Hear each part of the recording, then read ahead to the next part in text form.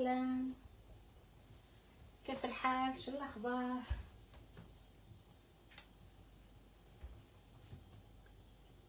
شو أموركم؟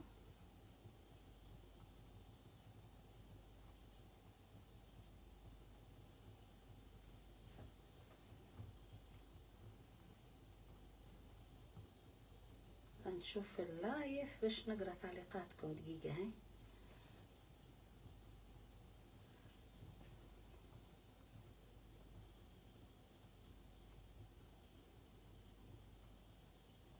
وين اللايف؟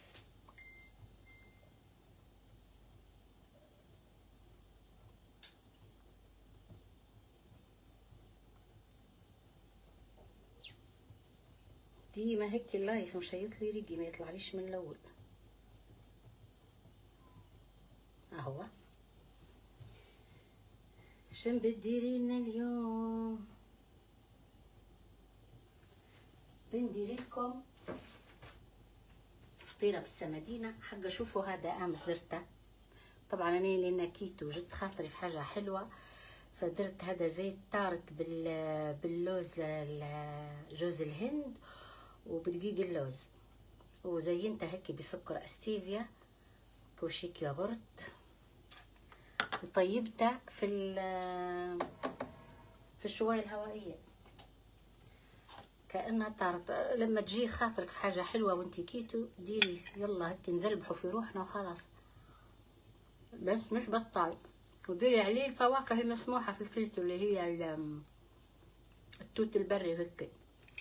وهذا الزبادي مسموح في الكيتو، الزبادي اليوناني مسموح كشيك او كشيكين في اليوم. شفتوا محياه درتها في الشواية الهوائية. باه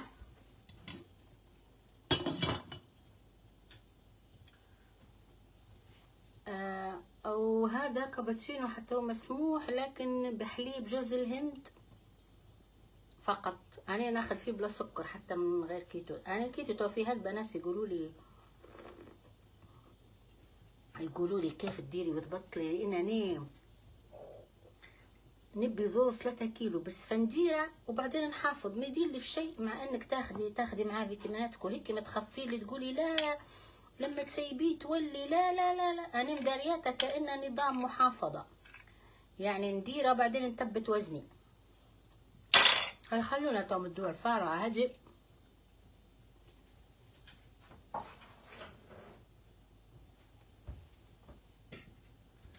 ونبدو في الفطيره. شوفوا انا هنا عجنت عجينتين. هذاك اليوم اللي درت بيها الدجاج المدفون عجبتني، اللي هي عجينه فطيره عاديه ما فيها ولا حاجه، ميه ودقيق بس درت لها حبوب سمسم وحبوب حبه البركه. فقلت بنجربها كيف تجي. نحب اني الحبوب في العجينه. وهذه فطيره عاديه بس درتها كوب دقيق وكوب سمادينه، كوب بكوب. حتى لو تلاحظوها هيك تحسوا فيها لحروشيه هيك تبان هيك حرشه شويه، وشويه ملح ونفيفه خميره وشويه سكر، شويه حاجه بسيطه باش تجيك محمره جنينه. وما نبيش نديرها عاديه اليوم، بنديرها فطيره محشيه، والتيت تاني الجبنه والتيت مفروم. بس مازال حندير شويه فلفل رومي ومعدنوس. طبعا هذه تعجنيها كويس وتخليها ترتاح، وبعدين قرصتها زي توا قدامكم وبرضو تخليها ترتاح. الفطيرة فنها في الراحة متاعتها، لازم ترتاح كويس وتكون عجينتها بين وبين، مش رطبة هلبة ومش يابسة، معقولة يعني. هنقرضه هنا شوية فلفل رومي باش يعطينا حشوة ملونة هيك جنينة. اسمعوا الادمن متاع عيلة متملحة، انا مش دارت لي دعاية على فطيرة على بماكينتي. او لامس لقيتها بعثت لي مسج قالت لي خويتي شن درتي لي؟ قلت لها خيرك.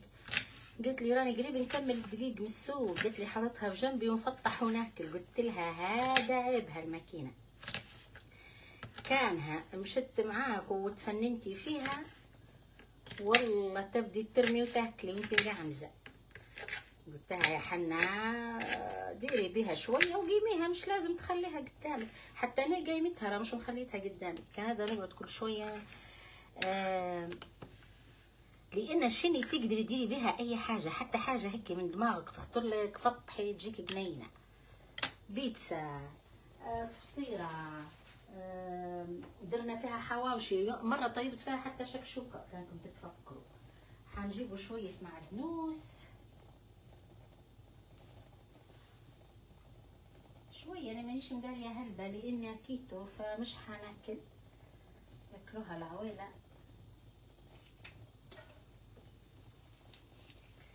نفرم هنا شويه معدنوس. معدنوس زي ما قلت لكم ديما عندي واطي يعني ملفوف في فيطه مبلوله، يقعد ديما فرش. هذا توالي قريب اسبوع، شوفوا قاعد زي ما هو.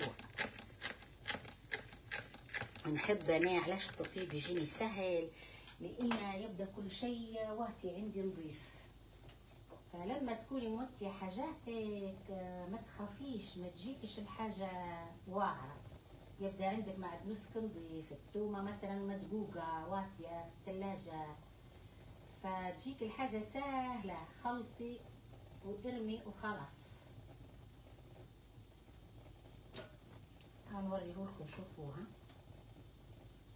هذا توالي خلينا لكم في الفوطه. شوفوا ها لي قريب اسبوع لفاته هيك في فيطه نظيفه، والله لي قريب اسبوع. شوفوا قاعد اخضر زي ما هو خلاص. وتبدا منديه الفوطه مبلوله وتلفيها هيك زي السويسرول وتشديها بيستيك، يقعد في الثلاجه حتى اسبوع اسبوعين. المهم ما تخليش الفوطه تيبس، مره ديري عليه تشك وبليها شويه. به خلي توا تاكل ماكينه ونبدوها. سخنت. نشوف شويه تعليقات. هذه ماكينه بيت الهنا. لمبكري يتصلوا يسالوا يبعثوا لي في مسجات يقولوا لي يا بلا سعاد بقداش؟ في حجمين، الصغيره 250 والكبيره 350. واللي ما تعرفش وين حاطه هلبة بوستات اني فيهم الارقام نتاع التوصيل وفي من المحلات اللي نحفظ اني توا انها موجوده في محلات زكريا، هم محلات بن عبد الله. وهذه في الشتاء فظيعه مع الصقع. حتى غداية على النار، طبيخ بازاليا خلاص تقريبا. شنو حنديرو تو ما بين سخنة الماكينة؟ بسم الله هي.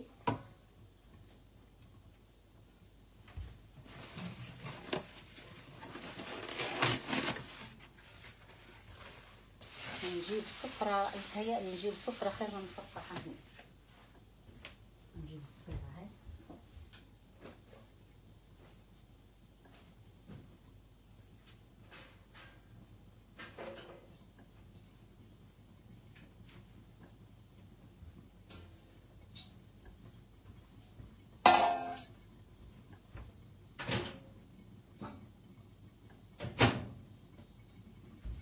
موت يعني هنا اللي بالنسبة للدهان زي ما تبي، زبدة، سمن، زيت، انتي شنو اللي عويلتك يحبوا.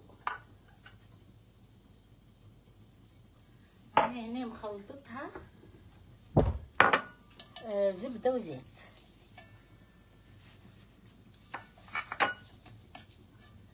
كده سخنت.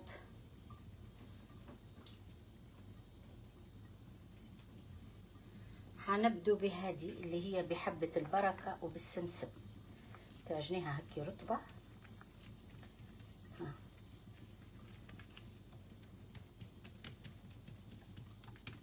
عجينة فطيرة عادية فيها حتى حاجة، بس مش لازم تفطحيها رقيقة لأن اوريدي احنا بنفطحها بعدين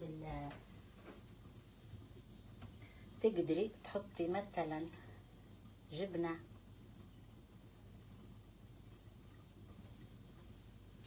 تحطي معاها شوية معدنوس، شوية فلفل.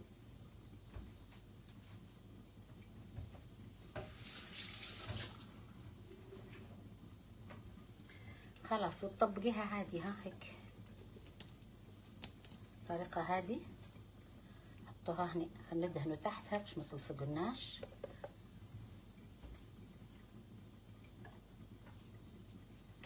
وناخدوا واحدة تانية. قلنا مش لازم تفتحيها رقيقة، لان احنا الماكينة بعدين بتفتحها لنا وتديرها لنا رقيقة.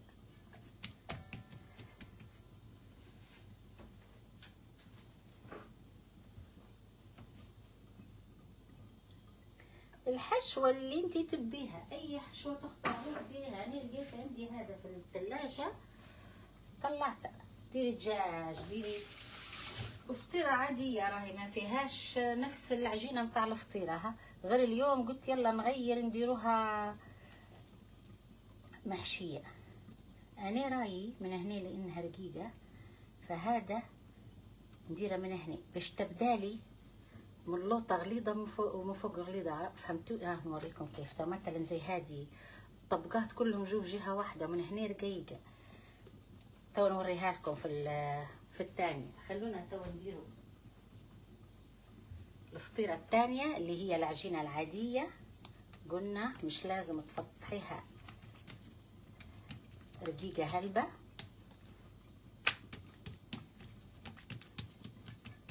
تمام. هذه بنديرها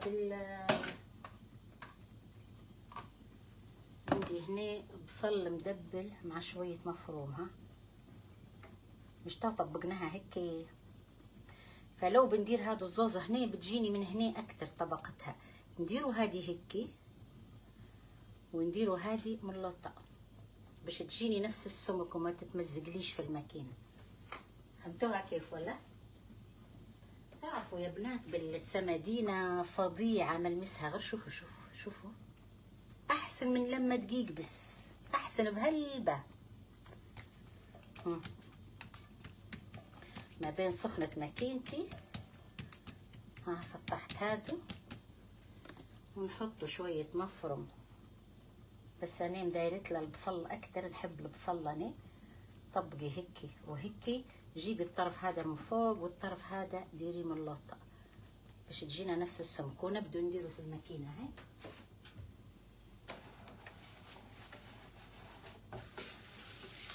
هنجيب الموبايل باش نشوف التعليقات. هاي والكابتشينو بتاعي ابرد. بسم الله. تمام.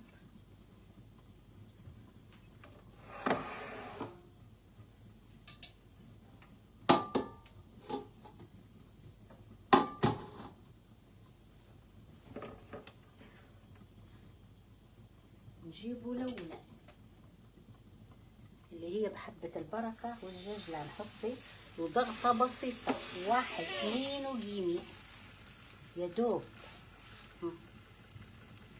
ما تضغطوش هلبة يا بنات باش ما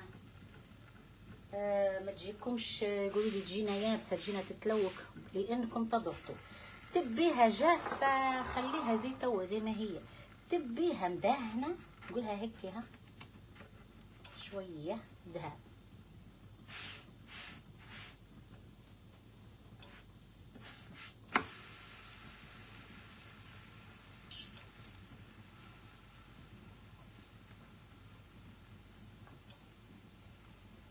عندكم اهما التعليقات. اسماء كيف حالك يا اسماء؟ شنو اخبارك؟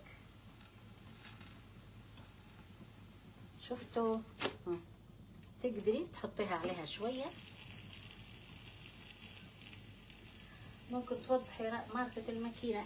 هي ماركتها هي بيت الهنا. ها مكتوبة بالعربي بيت الهنا. ما تاخديش في نفس الشبه هو الشكل، في منها هلبة انواع. ديما نقولكم انا ما نطعنش فيهم، ما نقولش ما ينفعوش. زي كنوود، زي تيفال، زي همر، ما نقولكمش ما ينفعوش، لكن مصنعات لحاجة تانية مصنعات لورق البوريك او للكريب، بس هذه للفطيرة حرارتها قوية. بيت الهنا مكتوب عليها بالعربي زي ما تشوفوا فيها رسومية، متوفرة يا بنات في زكريا هون في محلات بن عبد الله، وعندنا شوفوا كيف انتفخت ما شاء الله دار القهوة، وعندنا ارقام يوصلوا لك لحوشك او تمشوا انتوا تستلموها براحتكم. شفتوا هذه الاولى، نجيبوا الثانية. قلنا ضغطة بسيطة ما تضغطيش هلبة، ها 1 2 وقيمي فقط بس.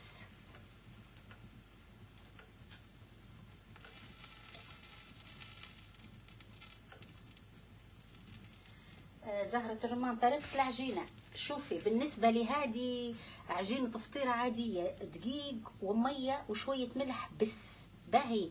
بس انا درت لها مثلا هو كوبين دقيق، درت لهم ربع كوب سمسم وربع كوب حبة البركة بس، ما درت لها حتى حاجة. وتخليها ترتاح كويس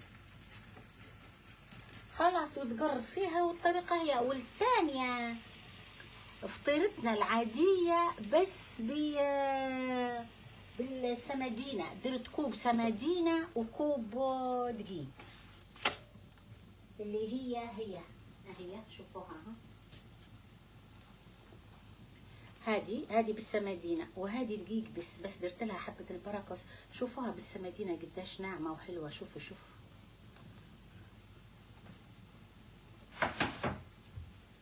وبس ما فيها شيء حبيبتي. بالنسبة للي فيها السمادينة تقدر تديريها سادة، بس أنا اليوم شن درت لها شوية سكر شوية يقولوا باش تجيك محمرة جنينة، ورشة ملح بس، ما درت لها شيء ثاني.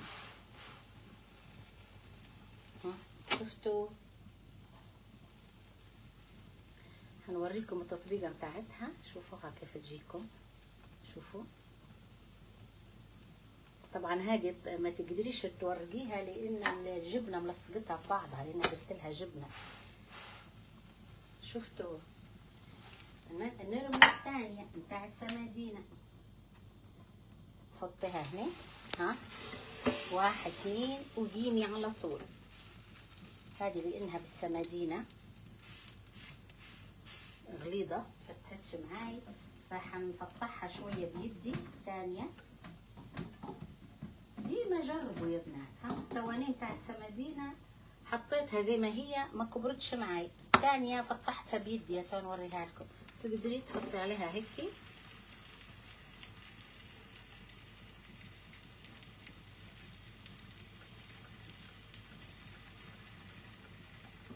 ماكينه اسمها بيت الهنا، موجوده في بنغازي، في سبها، في سرت، في بن وليد، ولو حتى مكان ما عندناش فيه وكيل عندنا توصيل لجميع انحاء ليبيا. احنا بس واخدين التوكيل متاعها، يعني في بالنسبة لليبيا احنا بس واخدين متاع توكيلها، وهذا اسم شركتنا بيت الهنا. وهذه باين عليها جد احلى من الثانية بهلبة، لان فيها اللحم والبصل ريحتها ما شاء الله فحت. والله قلتها طريقة العجينة يا نورمان، قلتها كذا مرة. حاضر غير يكمل اللايف ونكتبها لكم. عجينة فطيرة عادية بس واحدة درت لها سمسم وحبة البركة، وهذه درت كوب سمادينة وكوب دقيق، وعجنتها بشوية ملح ورشة خميرة ورشة سكر بس. شوفوا ما شاء الله، ها زي الحواوشي. احنا حتى الحواوشي لو تتذكروا مرة درناه فيها.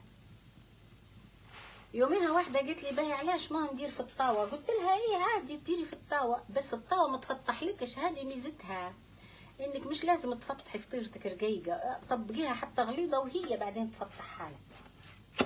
فهمتوا؟ شوفوا ما شاء الله، ها سخونة يديا. شوفوا توا هذه فتحتها شوية باش تجيني أرق. 1 2 وقيمي على طول. ريتو هذه جتني أكبر وأرق.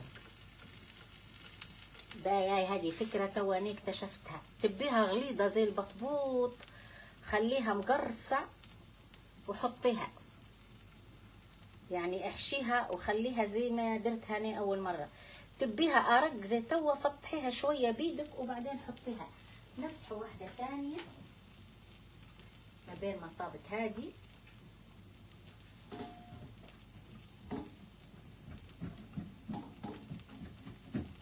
شفتوا توا العذاب اللي انا فيه؟ معقولة توا هادي نرميها ما نذوقهاش؟ والله لا حالة وخلاص. لكن عادي يعني المهم ننحي 3-4 كيلو وبعدين عادي نبدا نذوق اي حاجة، بس نبدا محافظة يعني ما نشبعش من الحاجة، يا دوب نذوق بس تبيها مدهنة. اقول لها تدهني هيك. ها هذه فظيعة اللي بالسمدينة يا بنات، حلوة حلوة جدا.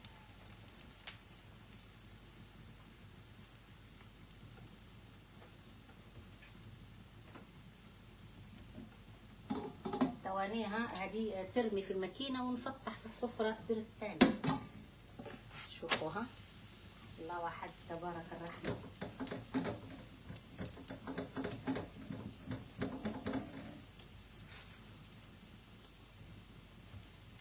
والحشوات زي ما تبوا، نوعوا زي ما تبوا. وحشنا هذه بالجبنة، طبقوها بالطريقة هذه. تقدري ما تبيش تطبقيها يا بنات. اهو توا نوريكم. شوفوا ما شاء الله كيف انتفخت. ريتوا الهواء، شفتوا الفطيرة يا بنات؟ انا تعلمتها من صاحباتي في المغرب.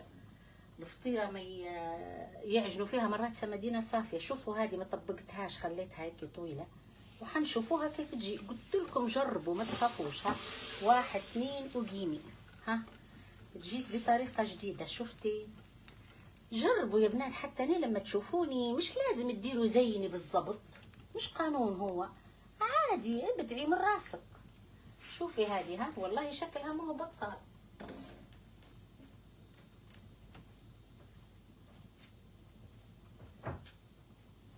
نحل واحدة ثانية. شو رايكم؟ بالله عليكم اي وحده تسال وما خشت توا في اللايف جديد تسال على عجينه او على الماكينه، بالله عليكم جاوبوها، لان الكومنتات ما نشوفش فيهم اول باول. وقاعده نفتح الفطيره.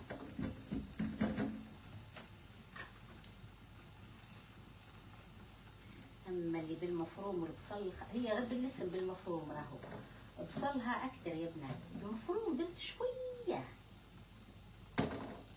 خلي حتى هذه عجبني بشكلها طويل، حتى هذه بنخلوها طويلة. يلا ننوع.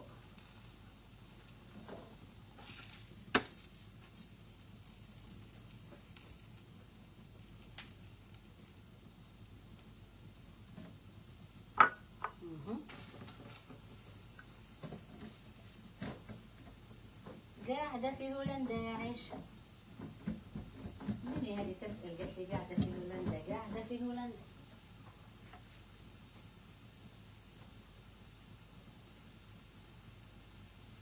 شوفوا حنوريكم هذه كيف درتها. ها درتها هيك بالطول وتطبقي هيك. ها باش تجينا طويلة. ها الطريقة هي. والله حبيتها بالشكل هو. خليني اوريكم اللي هي. شوفوا ما شاء الله تبارك الرحمن. شوفوا التوريقة، شوفوا الهواء اللي فيها. شوفوا هذه اللي حشيناها بالمفروم والبصل. شوفوا مازال راهو فيها توريقات غير اني حرقتي. واو شوفوا ها توريق مازال فيها. ها شوفوا هذه طبقة 2 3 وهذه الرابعة.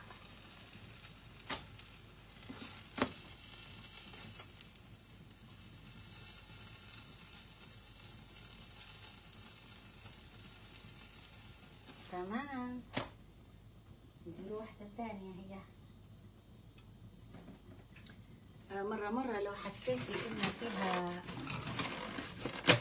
مثلا طاحوا فيها، هذه ديما لما بتمسحي شديها، ردي بالك تخليها تطيح على يدك. نمسحه شوية باش كان فيها طريق معجونس ولا حاجة يتنحى. باهي ونحطوها. هذه طويلة هيك عجبتني. ها 1 2 وقيمي على طول ما تخليهاش. شوف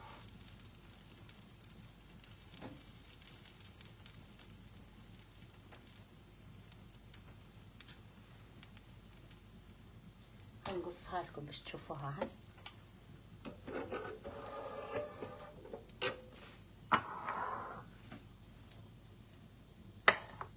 شوفوا هذه، شوفوا المنظر من قريب. سخونة مش قادرة خلينا نشوف خاطري بدي نوريها لكم. سخونة مش قادرة نمسها. شوفوها، ها شوفوا المنظر، ها شفتوا. وهذه ها شوفوا صار. علاش نشوه فيهم؟ غير حبيتكم تاخذوا فكرة على القوام متاعها. ها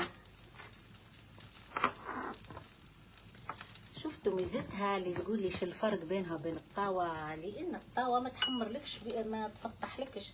هذه تفتح وتحمر في نفس الوقت. تسلم. وين نلاقي الماكينة؟ الماكينة موجودة في محلات بن عبد الله وفي زكريا هوم، وحنكتب لكم توا بعد اللايف، نكتب لكم الارقام فوق اللايف. حاضر. ها كده هني. هي هذه يا ريت حتى عندنا زي زمان بواب في مصر ننزلها، ولا صاحبات نعطيهم نذوقهم. هني مشكلة هذه مين بياخذها؟ بنضطر نحطها في الفريز وخلاص، واللي خاطره مرة نطلع له حاجة. هذا كله مين بياكلهولي؟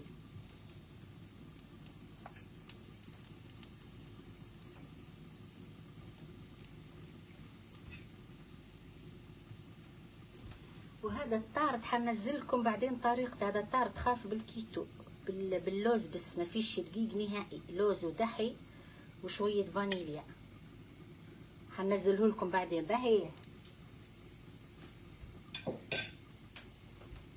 ما شاء الله. شوفوا لهوا، شوفوا كيف انتفخت. خلاص هاي ما زال زوز نديروهم. هذه قلنا بتاع السمادينة تبيها رقيقة، فتحيها شوية.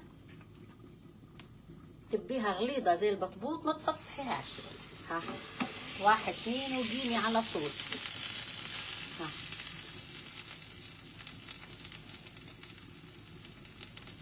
في اللي يحبها غليظة. احنا زمان ولد اخوي عجبتها غليظة اللي زي البطبوط. قال لي لا لا، قال لي نبي لما ناكل نحس اني ناكل في حاجة فيها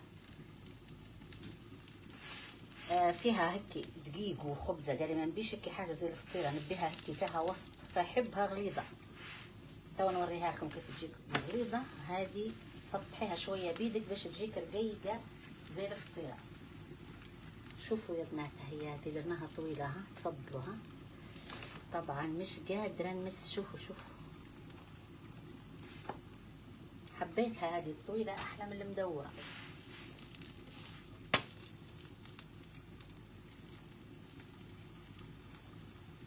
قلت لي من بكري انا نفكر فيك. ايه حطها في الفريزر خلاص، الله غالب شو بنديرها.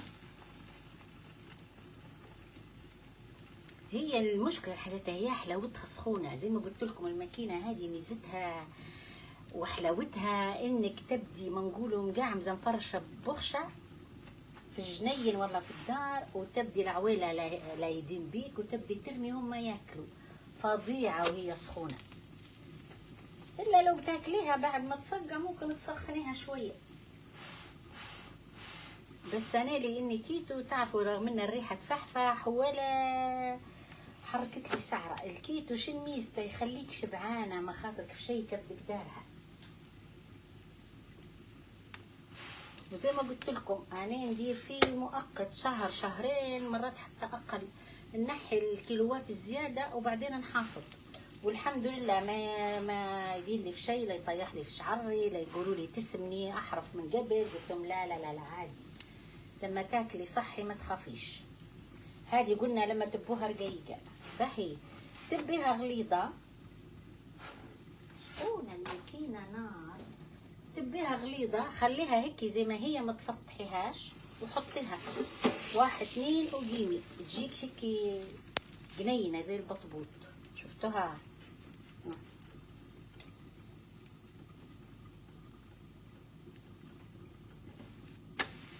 موجودة يا بناتي زكريا هوم ومحلات بن عبد الله، وعندنا توصيل حتى للحوش تجيب. توا غير يكمل اللايف على طول نحط لكم فوق اللايف كل المعلومات ولا يهمكم. هاي غير سامحوني اني ما اشبحش في التعليقات اول باول. يا بنات بالله عليكم نبوا بنوته حتى ما تبيش تطلع بوجهها، تطلع بشعرها بس. نبوا بنوته نديروا لها البروتين ونصوروا لها شعرها ونديروا بيه دعايه. حتى بنوته صغيره يعني لو في مدام عندها بنتها شعرها تبي تدير لها البروتين، والبروتين هذا على ضمانتي ما تخافوش منه والله ما يضر الشعره. قد من داره ولي توا 3 و4 شهور قالوا لي تبارك الرحمن شعرنا، فما تخافوش منه على ضمانتي. فنبوا بنوته او المهم حد يرضى ان احنا حتى ما تبيش بوجهها تلبس كمامه او تدرج وجهها. ولو بدي يفضل بنوته باش ما يصيرش دوا لا وكيف وكيف ومش محجبه، ما حره هذه محجبه مش محجبه بينها وبين ربي ما دخليش فيها يعني. المهم نبوا حد نديروا له البروتين مجانا باش نديروا بيه دعايه، لان الشركه طالبه مننا قالت ديروا فيديو باش بيحطوه حتى عندهم في الويب سايت نتاعهم. شفتوها هذه كيف تجي غليظه؟ هتشوفوا حنوريكم الفرق. شوفوا هذه كيف شيء ولا قالت نبرد. شوفوا هذه كيف انتفخت وجت غليظه. الله واحد تبارك الرحمن. شوفوا خلاص يسرها. سليتك الماكينه. قلنا لازم لما بتشري الماكينه تلقي مكتوب عليها بيت الهناء لصناعه الفطيره والخبز والشباتي بالعربي مكتوبه، وهذا شعارنا بيت الهناء. في واحده قالت لي كيف تقولي المانيه وهي هنديه؟ قلت لها عمري في حياتي ما قلت المانيه من نهار خدينا التوكيل. صبعي حرق من نهار خدينا التوكيل وانا نقول هنديه من الهند، نجيبوا فيها من الهند والله لا من الهند، قريب نحلف انها من الهند. لكن الطبقات متاع التيفال كاتبين في وصف الماكينه انهم الطبقات التيفال المانيات الصنع، المانيات الطبقات بس مش الماكينه. اصلا ماكينه الشباتي معروفه مشهوره في الهند بس. ورينا صورة البروتين. تلقيه عندي في الصفحة يا عواطف، حاط عليه كده دعاية تلقيه امازون بلاكس، حتى هو واخدين احنا التوكيل متاعه. وتوا ان شاء الله بنجيبه حتى الديتوكس والنانو بلاكس، وان شاء الله حتى هو ناخد التوكيل متاعه. وما تخافوش زي ما قلت لكم مستحيلة يا نجاة قالت لي البروتين مدمر للشعر. مستحيلة المدمر للشعر اللي سوء استعمال او الشركة مغشوشة مش اصلية، في تقليد في الصين. هذا على ضمانتي. قلت لك عندي بنات داروا ليهم 6 و7 شهور وواحدة لها سنة قالوا لي بالعكس يا اخي بنعاودوا لي ان شعرتنا تحسنت، وعلى ضمانتي. وتعرفوني اني كلامي لما نقوله مش دعاية فقط. فهذا معالج ومن غير فورمالين من غير دخان من غير ريحة، فما تخافوش منه. وراه ديما ندوي عليه، مش اول مرة جايبين لنا فترة، فحتلقوا البوستات قاعدات في صفحتي يا بنات. وهو هذا نجيب الكابتشينو بتاعي برد.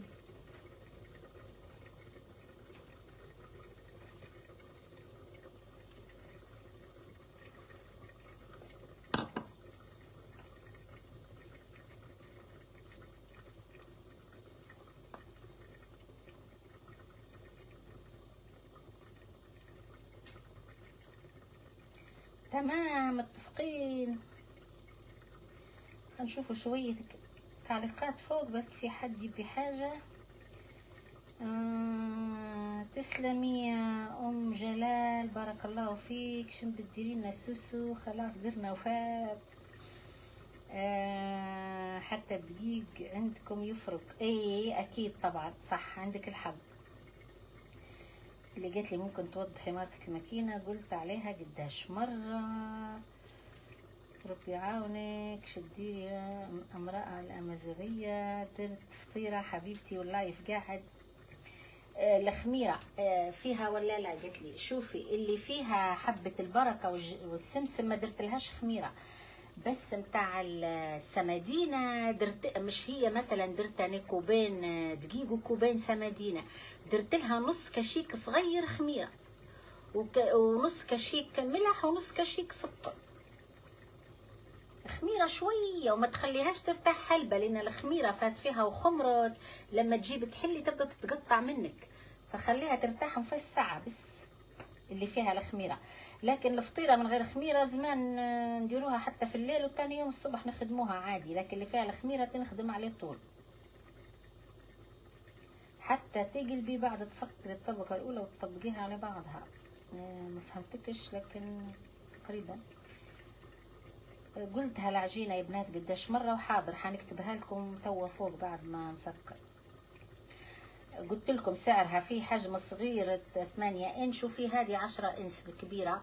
ال10 انش باش تاخدوا فكرة عليها. شوفوها ال10 انش لما نشبر هيك بيدي تو سخونة ما نقدرش نحط يدي، يفضلوا زوز صوابع يعني شبروا زوز صوابع. 8 انش شبر، 8 انش ب250 وال10 انش ب350، وراهو نفس القوة ونفس الماتيريال ونفس المعدن ونفس التصنيع، هي غير واحدة صغيرة شوية وواحدة كبيرة.